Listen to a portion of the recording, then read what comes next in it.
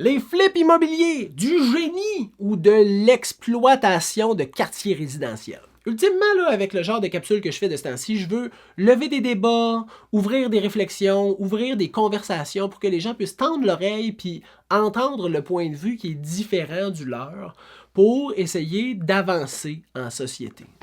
Je suis rendu là, dans mes vidéos, vouloir faire avancer la société.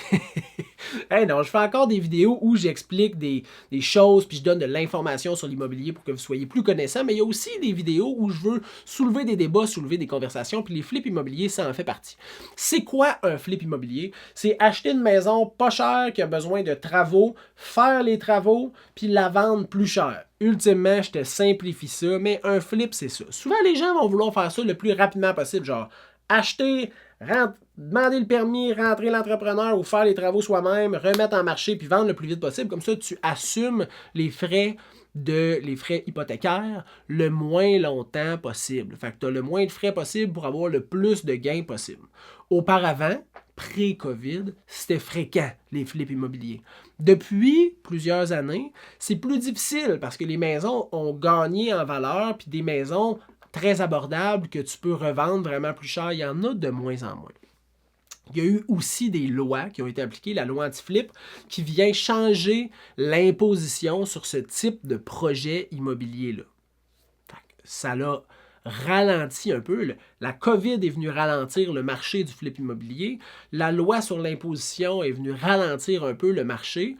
Mais il y a encore ce type d'investissement-là qui est omniprésent dans le marché immobilier. Mais là, c'est-tu un problème? C'est-tu pas un problème? C'est-tu du génie? C'est-tu de l'exploitation? Pourquoi soulever ce débat-là? Ben, je vais vous apporter à réfléchir. Il y en a beaucoup qui accusent ce genre d'investisseurs-là un peu l'inflation sur les propriétés puis l'augmentation de valeur. Pourquoi? Parce que tu achètes bas.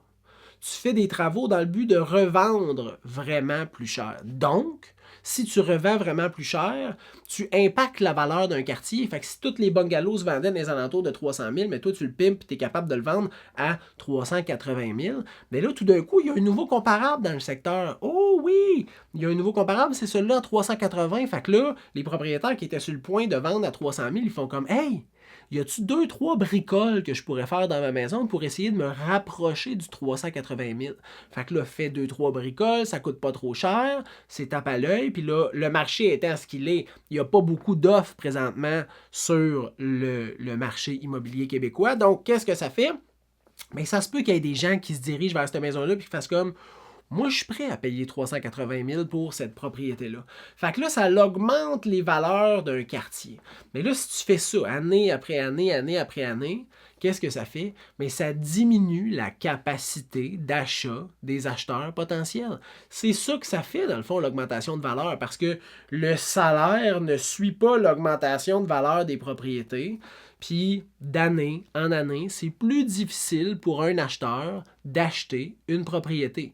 Ah, ceux qui ont une propriété depuis longtemps puis qui s'en vont, exemple, en logement ou qui diminuent ou qui s'en vont dans leur résidence secondaire, ou ça, c'est bénéfique. Mais pour les gens qui commencent ou les gens qui ont un jumelé, une maison de ville, une petite maison puis qui sont rendus avec 3 enfants puis qu'il faut qu'ils grossissent de propriété, oh!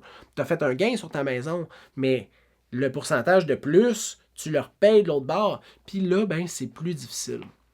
Fait qu'il y en a qui voient une façon intelligente de créer un segment professionnel de revenus, le flip immobilier. Puis il y en a d'autres qui trouvent que c'est de pousser les valeurs des propriétés, puis que c'est un des facteurs qui fait que l'augmentation de valeur est une problématique présentement pour certains acheteurs.